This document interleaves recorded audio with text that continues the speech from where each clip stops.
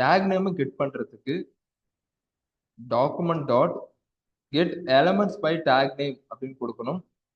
Double கோட்ஸ்க்குள்ள என்ன டேக்கை get பண்ண போறீங்க, ஃபார் எக்ஸாம்பிள் H1 டேக்கா இல்லை P டேக்கா, அதோட டேக் நேம் நம்ம இங்கே மென்ஷன் பண்ணணும். நான் இங்கே கெட் பண்ண போறது P டேக் வந்து கெட் பண்ண போறேன். ஸோ நெக்ஸ்ட் இதை லாக் பண்ணிக்கலாம்.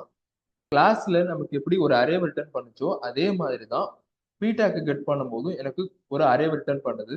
கிளாஸ் நேமா ஐடி நேமா எதையும் பார்க்கல, P டேக் எல்லாத்தையும் நமக்கு ரிட்டர்ன் பண்ணியிருக்கு. பார்த்தீங்கன்னா 0 to 8th இண்டெக்ஸ் வரைக்கும் எல்லா P டேக்கும் நமக்கு ரிட்டர்ன் பண்ணியிருக்கு. நம்ம கிளாஸ் நேம் யூஸ் பண்ணா இந்த P டாட் பேரா அப்படிங்கிற குரூப் ஆஃப் டேக்கை மட்டும் நமக்கு P டேக் ரிட்டர்ன் பண்ணும்.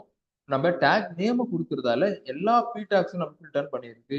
நமக்கு இப்போ 7th இண்டெக்ஸ் டேட்டா வேணும் அப்படின்னா நம்ம என்ன பண்ணணும் அப்படின்னா 7th அப்படின்னு கொடுத்தா அதோட டேட்டா நமக்கு இங்கே கிடைக்கும். இப்படிதான் நம்ம டேக் நேம் யூஸ் பண்ணி நம்ம எலமெண்ட்டை ஆக்சஸ் பண்ணுவோம். அடுத்து கன்க்ளூஷனா என்ன பார்த்துருக்கோம் அப்படின்னு பார்த்தீங்கன்னா HTML ஃபைல்ஸ்ல இருக்க டேக்ஸை டிஃப்ரெண்ட் வே ஆஃப்ஸ்ல நம்ம எப்படி கெட் பண்ணணும் அப்படிங்கிறத பார்த்துருக்கோம். நெக்ஸ்ட் டாபிக்ல DOM மாடிஃபிகேஷன்ஸ் பத்தி பார்க்கலாம். தேங்க்யூ.